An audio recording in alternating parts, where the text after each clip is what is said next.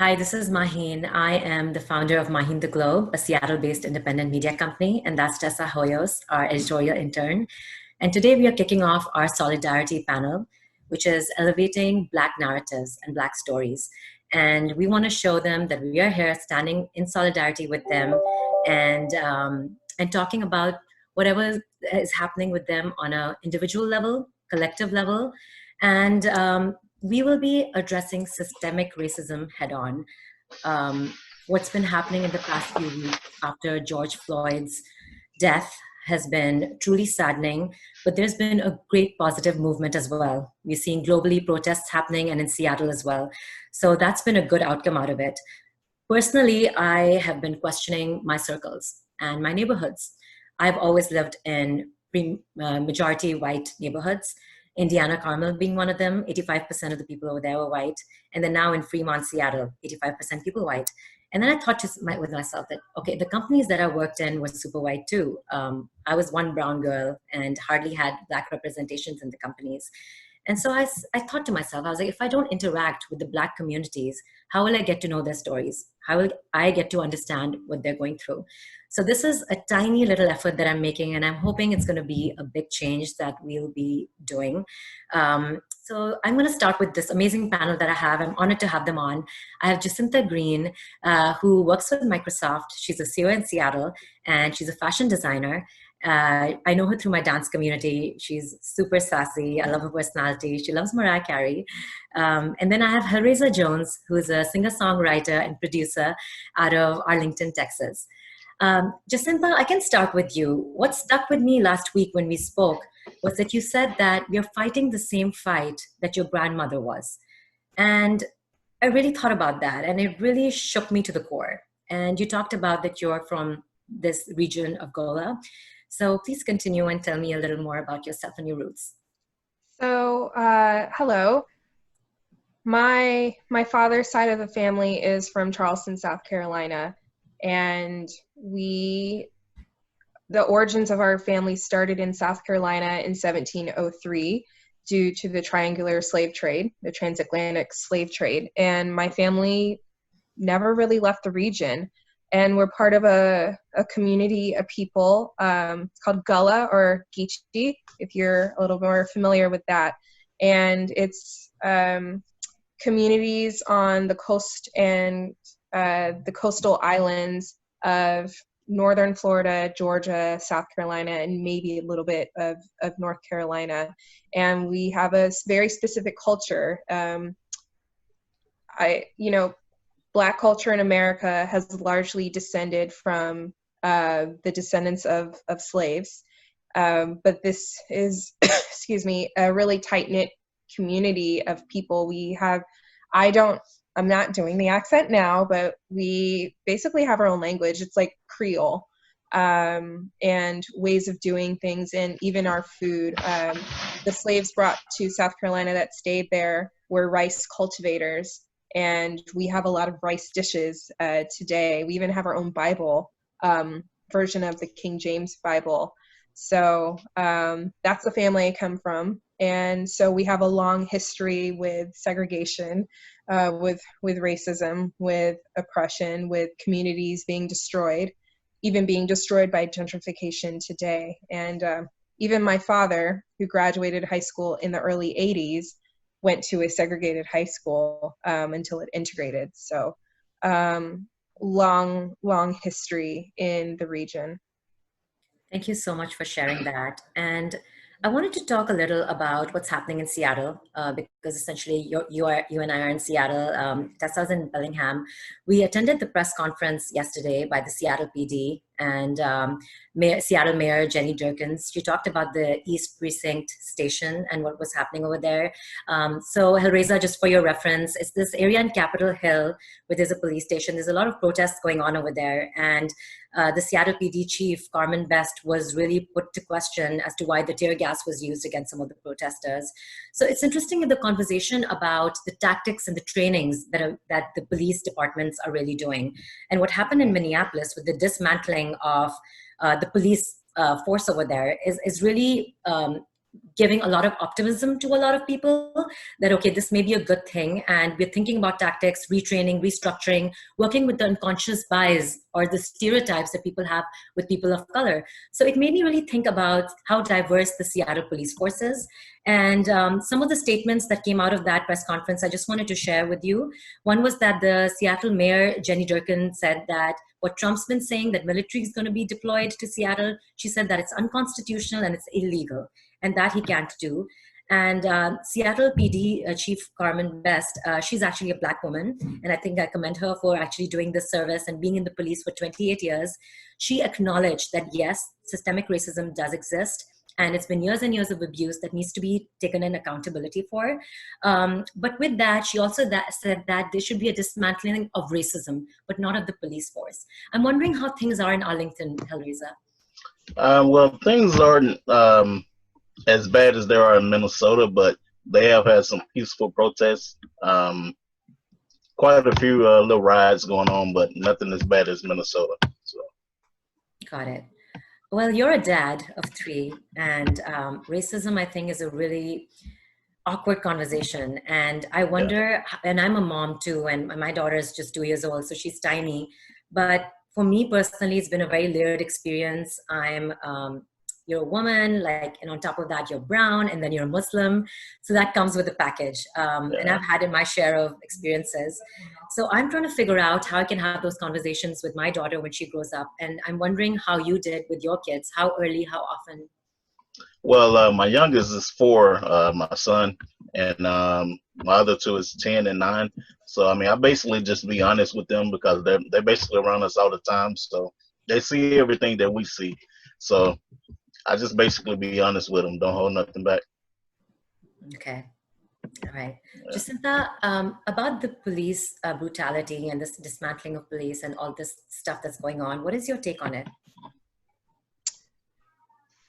My hot take, ain't nothing changed since 1619. My educated take, I think with the militarization of the police, I think that has brought out certain behaviors or highlighted certain behaviors that, you know, we wouldn't have normally seen. I mean, and I'm not that educated on this, but were police, let me go back. There's a lot of calls for defunding and abolishing the police, and a lot of people, without doing any research, means, well, what if somebody robs your house? What if you get in a car accident? We're not asking to get rid of the police. We're asking to get rid of the police as we know it today. Why do they have tanks? Why does anybody but SWAT have tear gas? Why do they have all this tactical gear? They need to be retrained.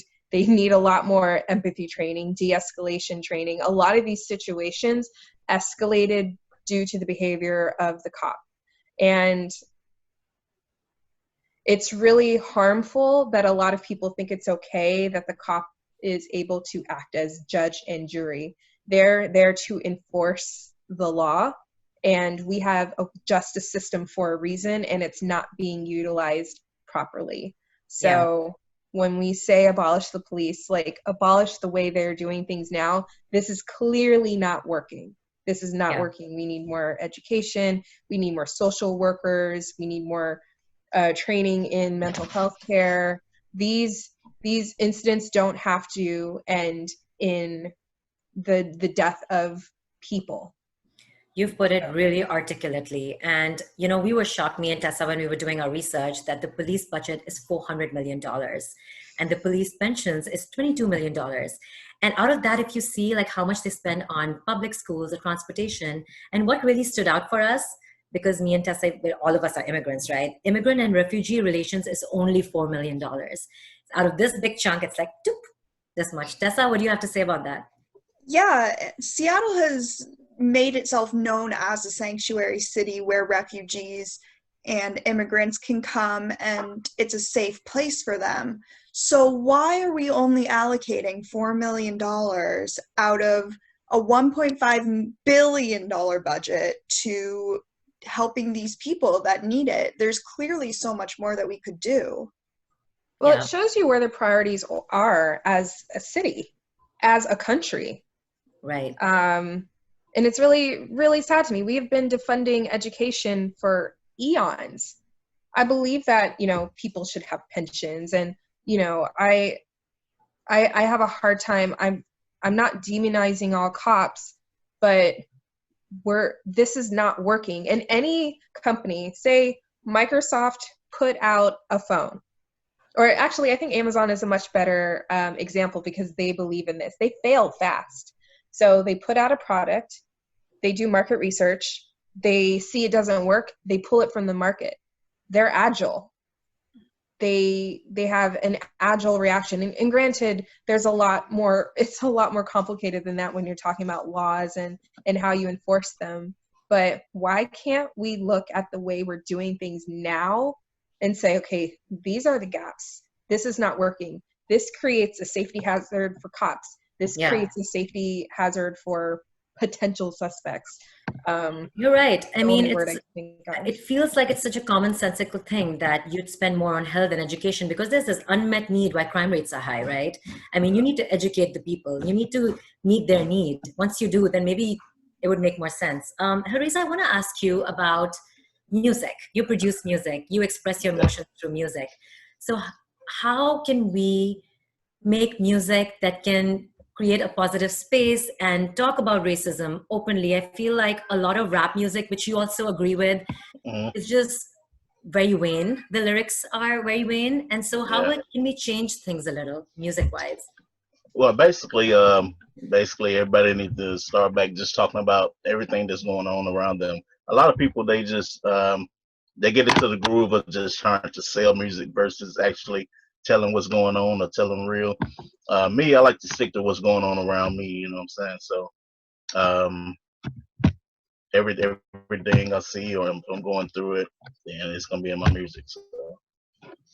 Right, and I'd like to talk about the jazz band that that Tessa was in, and what interested her about jazz and diversity in that jazz band. Tessa? Yeah, so in my high school, we had the option to take jazz band, audition for jazz band as a 0 period. So I'd go in at 6:30 every day, and until 7:30, we just play jazz music. And I was also in concert band as well, and that was just really, really structured. And with jazz, anything goes. So I was really drawn to it for that reason. But it wasn't a very good experience for me, because it just kind of became this competition of who's the best musician, who can do this the best, who's the most talented, and I use that word loosely. And it is a genre that I acknowledge belongs to the Black community. It is started by the Black community. It was made great by the Black community. And there were no Black musicians in any of the jazz bands I played in for 4 years. So it was all either white people or Asian people. And I think that also had to do with the lack of diversity at my school. It was mostly white and Asian. A very small minority of the student body was Mexican, like myself, or Black. Yeah, it's interesting you say that. It reminds me of the movie La La Land. They made jazz look really sexy and made it popular and got an Oscar nomination, almost won.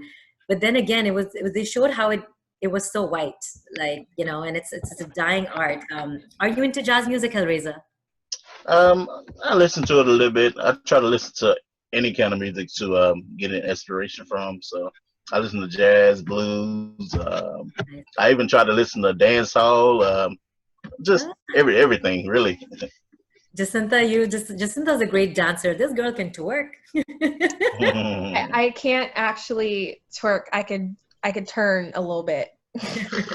She's being humble. I listen to a wide array of music, despite my reputation as like Mariah Carey only. But I like jazz vocalists, Ella Fitzgerald and Lena Horne and Dorothy Dandridge. So I'll listen to them. Nice. So we're trying to see how we can help the Black community, their businesses, their songs, another thing. So me and Tessa, we're making a list of Black-owned businesses, and we're kind of allocating by neighborhoods. So where in Fremont and Ballard and downtown can I go that are owned by Black-owned businesses? And Tessa has a favorite one in Bellingham. Tessa, do you want to talk about that one? Yeah, so I'm actually at my parents' house right now, and that's in Mill Creek. It's a suburb of Seattle, but there's this chain of chicken restaurants called Azel's, and it's really, really good. So much better than like KFC or any of those bigger chains. And it's Black owned, and There's it's also just like a makeup place, right? yeah. So there's a makeup brand, a Black-owned makeup brand, and the founder's actually a cancer survivor, which I have immense respect for, coming from a family where my mother survived cancer. It's called Beauty Bakery, and it's a really cool brand. It's all like baking and like dessert themed, so it's a really cool concept as well. Nice. Jacinta, would you like to talk about your sewing community and how you're trying to make them inclusive, and the initiative that you also have going? I think it's called Black Makers Matter. Mm-hmm. I started sewing 6 years ago, and in that time I have found the sewing community here in Seattle to be lacking for a number of reasons.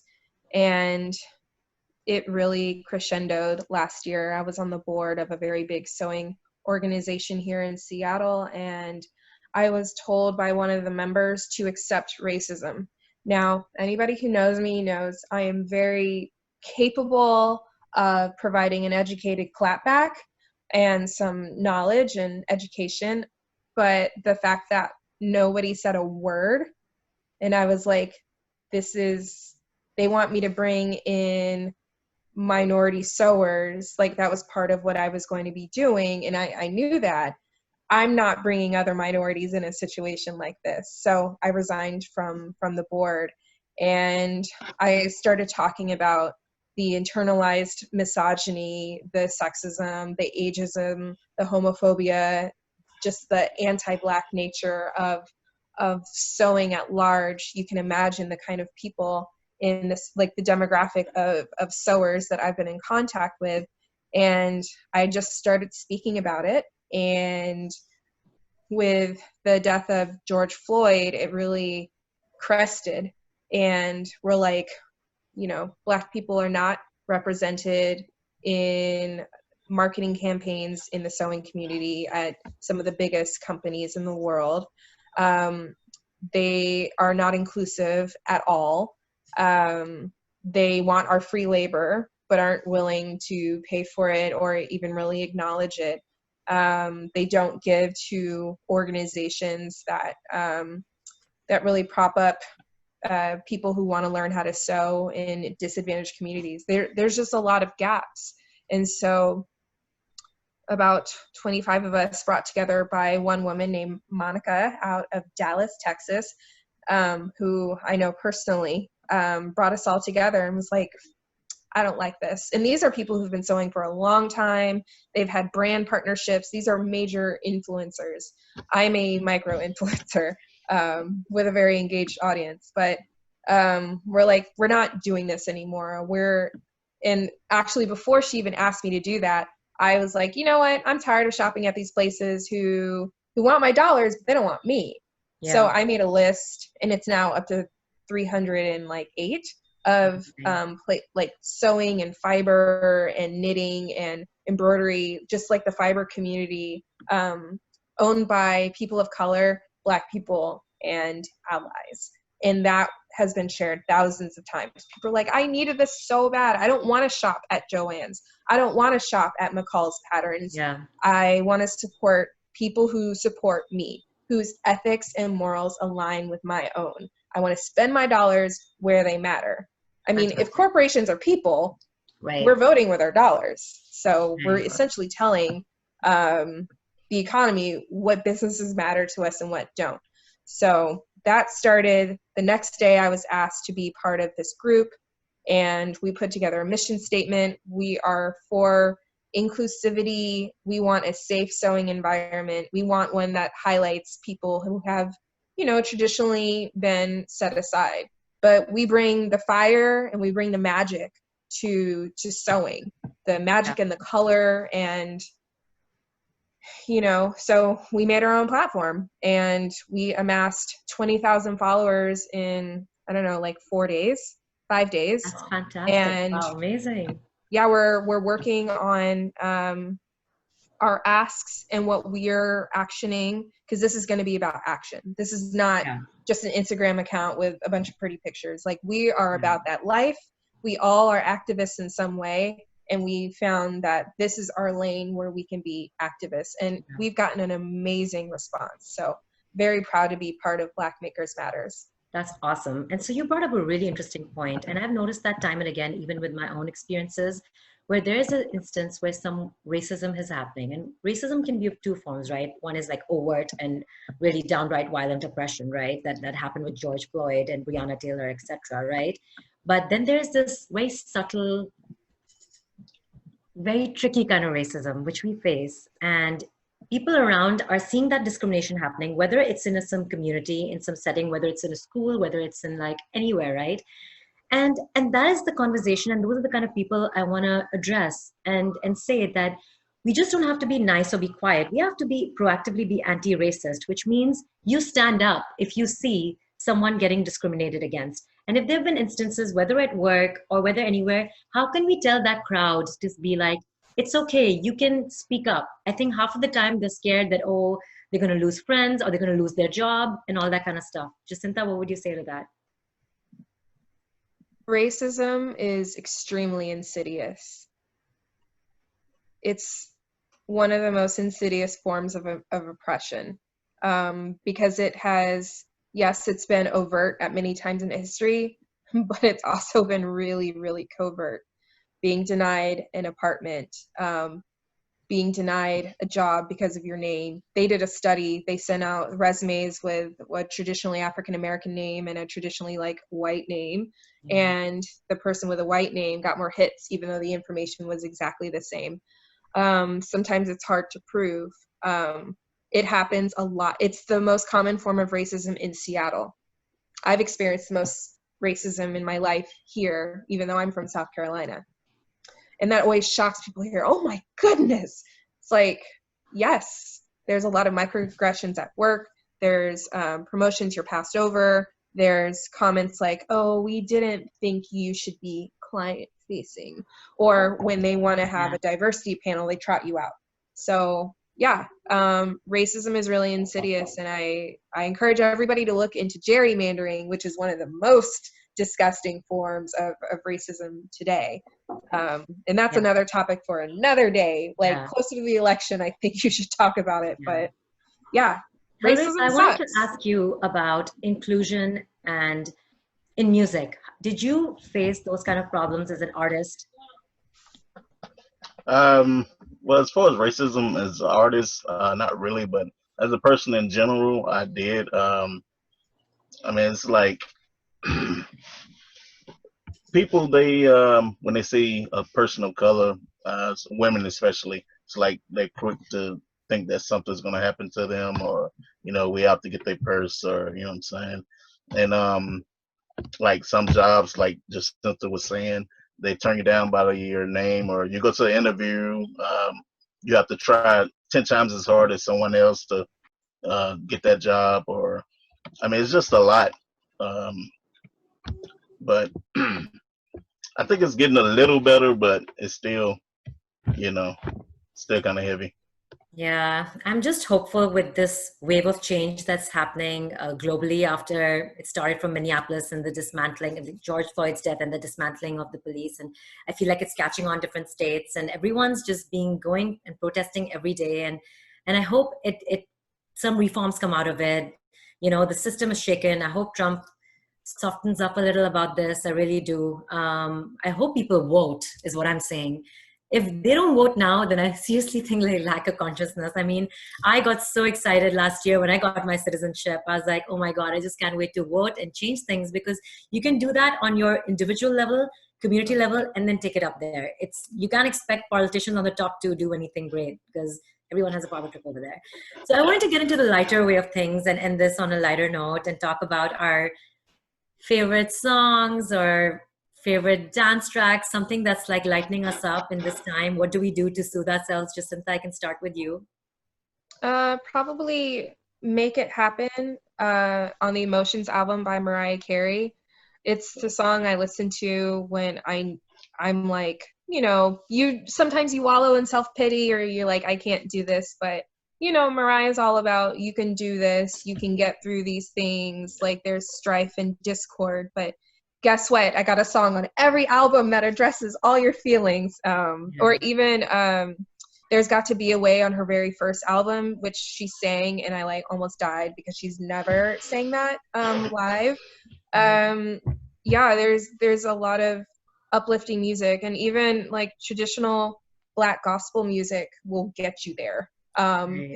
Even if you're an atheist, you're like, oh my God, I'm feeling the spirit right now. But yeah, I feel blessed to be part of the Black community because they're like in hip hop, in classical music, in pop, in everything. We are there and we've left our mark, and our traditions are there. And like Mr. Jones said, like it's about life and what's happening around us. And there are so many of us and we have so many different lives. We don't all live like Lil Jon and the East Side Boys. And that's like party music. That's like fun music. But people take that seriously and they're like, oh, Black culture. That's not. Hip hop was introduced in the late 70s. Black culture has been around 400 years before that. But yeah, music saves my life every day. Nice. So thanks, Mr. Hellrayza, what are your favorite songs? Well, me, I listen to a lot of Big Crit, not just because he's I'm from Mississippi originally, and but I love a lot of Big Crit because he tell you what's going on, and then it's a lot of things that he didn't face that I didn't face too, being from Mississippi. So, and then he also has a lot of uplifting music. So I listen to a lot of his stuff, and when I'm not listening to his stuff, I'm producing some of my own. So. Oh yeah, that's exciting. Tessa, what about you? I actually have a tattoo on my ankle that says "Feeling Good" in tribute to Nina Simone, one of my favorite artists. It's just an overall really beautiful song, and it's very uplifting. So I think that in this time, it's a really good song. Also, I listen to a lot of Charles Mingus. It's also quite relevant right now. Like, they're just banger hits, and it's the message behind them is resistance and rebellion, which is really cool as well. Yeah, so we're also getting pockets of time within our week as a company to just take a breather and listen to music. And we're starting our global collab of music, and Hellrayza is also going to be part of it. So that's exciting. And we're shortlisting songs and stuff. So Tessa and I get to breathe a little and listen to some songs. Although we listened to Audio Slave's, what was that song? Shadow on the Sun, which was super dark yesterday. Yeah. To another space. But yeah, we do some music and breathings and all that good stuff. I wanted to really thank both of you from the bottom of my heart. I am so blessed to know both of you, and thanks for your time today. And on an ending note, I would like to say that we are here to learn. If you've said something that may have offended you, I'm sorry. I feel like half of the time people are edgy because they're like, oh, she said this the wrong way, or she didn't call the Black community blah. And I'm just like, hey, I'm learning, just cut some slack, because if we don't have these conversations, we'll never learn. And I'm starting to do my homework, and I watched 13th on Netflix, which I strongly recommend people to watch. It's about the 13th Amendment and the loopholes in it, which caused all the systemic racism to really come up. And even if you're like somebody who's lived in America all your life, watch it because it connects all the dots. And, I was in it. Oh, were you? Yeah. Wow. I went to a Black Lives Matters march, I think in 2014, and I was with one of my close girlfriends, and they took a picture of us. And that picture ended up in the credits. And my friend called me one day. She's like, did you know you were in 13th? And I was like, no, what? So it's in the credits. And you have to look real close because there's a lot of text over it. But I was like, that's definitely my side ponytail. Well, awesome. Well, thank you, guys. Thank you so much. Hope you guys have a great weekend ahead. Thank you, Maheen. Thanks, Tessa. Thanks, Mr. Thank Jones. you, too. Bye-bye. Bye-bye. Lots of love. Bye.